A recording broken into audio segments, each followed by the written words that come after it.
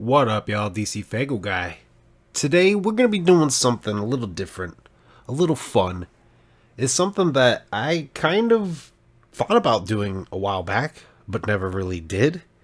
The homies over on Deck One Dealt, their latest episode of their podcast, they did their review for the Marvelous Missing Link outtakes, which wrapped up the era of the missing link. If you guys don't know who Deck One Dealt is, definitely go check out their channel. And if you don't know about the challenge, the 1017 days, go check out the Wicked Clowns hoodie and shoes giveaway video for details on that. There is a challenge I have for you guys to get Deck One Dealt and Megs to 1,000 subscribers in 17 days, which means by June 1st.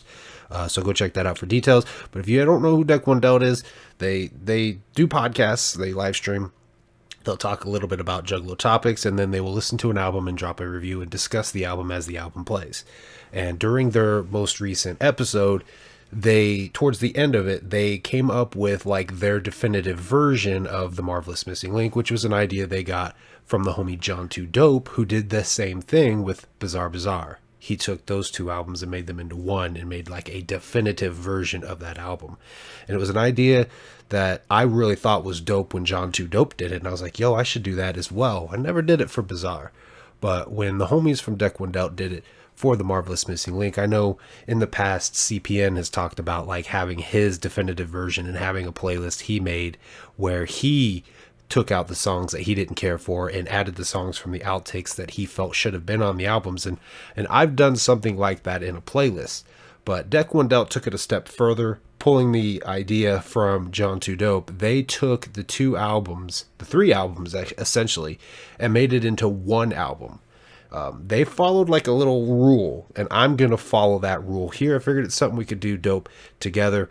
So basically what they did, their rule was they took 6 songs from Lost, they took 6 songs from Bound, and they took 5 songs from the outtakes. 665. Dope. 17 tracks, which seems to be the theme of a lot of Joker cards. I'm going to follow those rules because I kind of did what CPN did. I took off the ones I didn't care for and added the ones from the outtakes that I liked. And when we switch this over here, you'll see I have a playlist that's on my iTunes, which is on my phone, of all the Joker card albums. I made this playlist here in anticipation for when Yum Yum Bedlam dropped. But when we scroll down here and we find the Marvelous Missing Link, I didn't include any sideshow EPs. This is purely strictly the main Joker card album. But when we get down here to Lost and Found, or when we get down here to the Marvelous Missing Link, you can see here that I have songs that I've taken out from the main Lost album and added the ones from the outtakes that I feel fit better. Tongue twister there for a fucking second. So when you listen to this playlist, these songs don't flow good together at all. You know, obviously it wasn't mixed right. The transitions aren't right. It'd be something that I would be interested in doing down the road, where I go and edit the music a little bit, maybe press it up on a disc that I listen to in my car, or just keep on a playlist like this. That way it sounds better.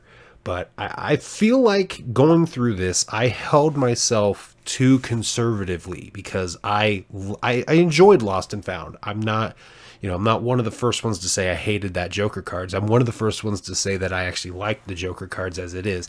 Do I felt those Joker cards could have been better? Absolutely. And the outtakes is a prime example, because there are songs on the outtakes that should have been on the main album. I follow that and echo that from a lot of Juggalos as well. But I want to do what they did, and I want to make a definitive version of the Marvelous Missing Link and make it into one CD. I know the theme of it was supposed to be you're lost and then you're found, finding that link. But I kind of like the idea of just having the Marvelous Missing Link, and it all kinds of tells a story, much like Amazing Jekyll Brothers. Yes, there was a version that was released with Jake and Jack, but the albums themselves were exactly the same. You just had different covers. So I feel like this album really should be that kind of same way. And if they would have thought about it, they really could have done something dope with the cover, whether it be like the 3D thing, you turn it and you see Found, where you look at it straight, it looks like Lost, or even do like off of Twisted's Green Book, where part of the booklet opens up and you take the mask off of Missing Link, so you see the Found version. That to me would have been something that would have been really dope as well. But I want to come on here. I've already got the playlist ready, but I want to go through these albums and I want to create the definitive version of the Marvelous Missing Link, the way that it should have been and the way that we're going to listen to it down the road. Now, when I was being more conservative on my Joker card playlist, I kept the intros in because I felt like they explained the album. There's honestly no real reason to do that now, as much as it pains me to say that, because I really love the intro to Found a lot. I know the boys at Deck One Dealt have kind of poked fun at Jumpsteady's intros, but I really liked his one for Found because the whole point was to be inspirational. It's kind of like that self-help audiobook you listen to when you're trying to motivate yourself. I've really enjoyed it quite a bit. Not so much on Lost. It was still dope. Like I said, I like these albums. I want to make that 100% crystal clear that I like these albums as they are, but I do feel that they could be better. So jumping in here, obviously, I'm going to say this should definitely be in there. This to me is a dope track. Show and playlist. We need to add to playlist. Hang on. Give me a minute to make sure I'm doing this right. So I think the track The Missing Link is a perfect start to the album. I really don't feel like they need to have the intros in here. These intros can kind of play as skits. And maybe if I was to edit this, I would actually take this and make it part of the beginning of The Missing Link, where he's talking about your link is missing, your link is lost, so lost. Because I want to stick to the tracks, but I don't want to have a throwaway on these intros. And actually, you know what? Fuck it. I am going to throw away a track for the intro. Because I feel like this intro it's not terrible, but I can see maybe why they changed it, because they wanted to tell the story a little bit better. They wanted to tell the story and really explain what the Joker card is, which is something they usually do in the albums. And I don't feel like the intro for this fully does that, and that's probably why they did it, but I still think that it's a really cool intro. Your link is missing, your link is lost, so lost. I think that was a really good intro. So where do we jump off from there? Obviously, I would want the album, in my definitive version, I would want the album to flow Lost and then Found. So I want to find the darker songs in these three albums and have them play towards the beginning. And people probably won't like my version because it will, towards the end, start to have more of the Found tracks that are positive, uplifting, and shit like that. But that, to me, is how the album should flow. It should start off, you're lost, and then down the road, you find this missing link, and you become more positive. So, obviously, we want to look. There are actually, surprisingly, a few dark songs on Found.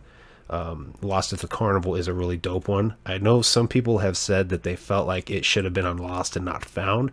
I think it's fine where it is, and usually the way I've always looked at Lost and Found, Lost sounds the most different. I think that's why a lot of people didn't care for it as much as Found, because it was supposed to kind of represent they're lost. They've lost their way. This music is not the ICP you're used to, and then you get to Found and it's more clowny. Get Clowned is clowny. Lost at the Carnival is clowny. Pineapple Pizza is clowny. I fucked the cop. It's clowny. You know what I mean? It was more up the avenue of this is ICP. This is Insane Clown Posse. So I want to start this off dark. I think it's only appropriate. This is tough. This is going to be a very long. I feel like this is going to be a very long video, guys. It really is. But I want to start it off with, I think, 6 pedophiles, because being lazy, it'll help with editing. It'll help with making things transition a little bit better. I feel like The Monster would be a really good one to. Or I'm sorry, 6 pedophiles. I feel like would be a really good one to have kind of. I don't know. This is going to be tough, guys. I may have to actually do some editing where I've already figured all the tracks out, because I don't want this to be a lengthy ass video. You know what I mean? So I think that's what I'm going to do. I am actually going to cut this here, come up with my tracks, and then explain to you my thought process with them. Okay? So that's the plan. Alrighty, guys, I'm back. it didn't take me too terribly long. I think maybe 10, 20 minutes have passed by. So, Keezy, Carver. I know you guys said it took you like no time at all to do this, but what was kind of holding me back was I was trying to think about the flow of the album and what I felt fit the best and making sure songs were in the right spot. This was tough to do because, like I said, I like both Lost and Found and I like the outtakes. So trying to cherry pick between there, and I think some people are going to see what I chose and be like, how could you leave this off? How could you leave that off? You know, for me, this is definitively because I like all three albums a lot. I like them almost evenly. I like Found more than Lost. I like outtakes more than most of Lost. And, you know, I like about half the outtakes as much as I like half of Lost. And I like Found the most. So, sticking to just 6 songs from Found and also trying to make this feel like a Joker card that flows and kind of gives the, you know, concept of being lost, being dark, and moving towards the light. That's kind of where I put my head towards. And I did ultimately... you're going to see the intro for Lost and Found in here from the outtakes. And people probably like, you wasted a whole track on doing a skit, essentially. And you're right. You're absolutely right. But my mind went to Amazing Jekyll Brothers. They had a skit for Jake, and they had a skit for Jack.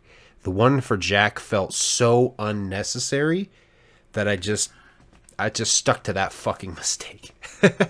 And I'm sure people will probably, you know, I've never really watched a whole lot of people's reviews and heard anybody say that they felt like the track Jack Jekyll was completely unnecessary because we had Jake Jekyll at the beginning, but you know, that they had to tell who Jack was, they had to tell who Jake was. And in this album, I feel like you had to have like a skit or a track that really kind of completes and tells the story. So we started it off with the intro from the outtakes for Lost, you know, your link is missing. I felt like that was just a nice little intro. It didn't need to explain much about the Joker card because that is what the song Missing Link was for.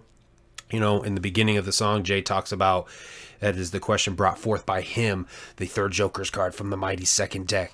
You know, that kind of tells who or what the Marvelous Missing Link is there. So I did feel like the intro was necessary for that factor, you know, just to kind of set the tone for the album. You go into Missing Link, and, you know, I felt Get Clowned belonged at the beginning because, you know, you have the clowns are back from Bang Pow Boom. It felt necessary to me to have something clowny in the beginning. It's an Insane Clown Posse album. It felt appropriate. Confederate Flag, I really kind of just threw it there for no particular reason. It probably could have went more towards the end of the album, but I wanted to reserve the positive Found shit for the end of the album because that's the way I wanted the album to flow. I wanted it to go into a more positive. So I had to try to look through all these tracks and be like, all right, what can I stick at the beginning? And I did change my rules around just a little bit. You know, Carver and Keezy, they went 6 off Lost, 6 off Found, and 5 from the outtakes. I actually swapped it and did 5 from Lost, 6 from the outtakes, and 6 from Found. Because, you know, I absolutely wanted to have the intro from Found from the outtakes. I wanted to have the intro of Found from the outtakes on here to help flow that into a positive, close out the album in a positive way. And that intro was perfect. I absolutely love that track, actually. I really love the intro for Found off of the outtakes a lot. I've used it. I think I used it when I went to the first gathering and I vlogged it. I had that song play when I was pulling up to the gathering because I absolutely love that. Like, there's usually on a nice spring day after we've had a long winter, I will play that song and just, you know, go stand in the sunlight. It's like, take a look around. You know, I love that a lot. It gives me absolute fucking goosebumps, you know, all that good jazzy jazz. But yeah, I stuck Confederate Flag. It felt like it fit here okay. Why'd I Have to Die? I went ahead and just stuck there. Joey the Butcher, it flows really good with Why'd I Have to Die because of, you know, the ending of Why'd I Have to Die. A dead body is a true delicacy. It just felt right to just have it go into Joey the Butcher. Flamethrower was trickier. I felt like I wanted to have that one in here out of the rest of the Lost tracks, you know, looking through what was left. I wasn't a big fan of The Neighbors Are Fighting. It was a dope song, but the song as a whole, I don't understand why it was on Marvelous Missing Link. It was just a song, a concept they obviously had, they put out there, and that was, it ended up on the Marvelous Missing Link. It perfectly would fit to me on A Forgotten Freshness, which, the original version is on A Forgotten Freshness. So then I just had it go from Flamethrower because the ending, on Lost, it has the flames and then it goes into I See the Devil, and listening to the flames made me think of hell. And I'm like, okay, we got to go into Vomit with this, because Vomit is about Beelzebub. It's about the devil and evil people in the world. And obviously Flamethrower was them going and killing racist people with a flamethrower. It just felt so dark and fitting. So we stuck Vomit after Flamethrower, and I just naturally let the album play out like it did on Lost with Falling Apart and then How I ended up choosing to be followed up by the Carousel, because I really like the Carousel, and I felt like kind of the theme of the second deck is to not take life for granted. Obviously, the Mighty Death Pop is don't live your life recklessly, because at any moment it could pop. Your life could just death pop. Fearless Fred Fury is about not being taken advantage of and fighting back. So I felt like the Carousel was a good themed song to have in here, because obviously Marvelous Missing Link is about finding the purpose in your life to live a whole life. So I felt like the Carousel belonged there. Don't waste your life on one ride. Don't waste your life doing one thing and never adventuring and exploring. I felt Carousel had to be there. Midway is just a really good clowny carnival song. I wanted to slap it in here somewhere. It felt like it fit fairly well here, so I stuck it after Carousel. And then I had the intro from Found play there. And then from there, we went with OK, Mr. White Suit, I'm Sweet, The World Is Yours. They are all from Found. They're all positive, lifting songs. And I know a lot of people didn't care for OK. A lot of people don't like Mr. White Suit. I know the boys from Deck One Dealt didn't care for I'm Sweet, but I'm Sweet is my motherfucking anthem. Like, I love this song to death. I'm DCFAYGOGUY. I'm sweet. I'm sweeter than a cotton candy Faygo 2-liter. That's my fucking jam. That's my anthem right there. I had to slap that in there, and I slapped it here. I originally had it after the intro to Found, but the more that I listened to the end, like I said, I could go in here and make the transition smoother, but just roughly with this playlist, I'm Sweet, having that little interlude going towards time from Found, you're out of time. Again, it fits the theme of not letting life pass you by, like not taking it recklessly. And it kind of, to me, helps set up The World Is Yours. Like, you're wasting time. You're out of time. The world is yours. Go explore it. Go fuck it. The world is yours. And I had The World Is Yours close out the album, because that, to me, set up Fearless Fred Fury very well as well. Because if you're, stuck in your 9-to-5 job and you're not going out there taking advantage of the world, you're not fighting back to society standards. If you're falling into society standards and having a family, having kids, maintaining your 9-to-5 job, and not really just doing anything but living your life as a fucking drone, that to me is, Fearless Fred Fury is going to come fuck you up for that as well. And The World Is Yours was a perfect way to kind of transition us out of Marvelous Missing Link and towards Fearless Fred Fury. So there you guys go. That is my definitive version of Marvelous Missing Link. I have not listened to this completely front to back. I listened to the ends of the songs and listened to them go into the next song just to see how it flowed together. And I feel like these flowed fairly well. And these are the tracks that I picked because I feel like these fit the overall theme of the album very well. I didn't go based on my favorite tracks from Lost, Found, and the outtakes. That to me would be too biased.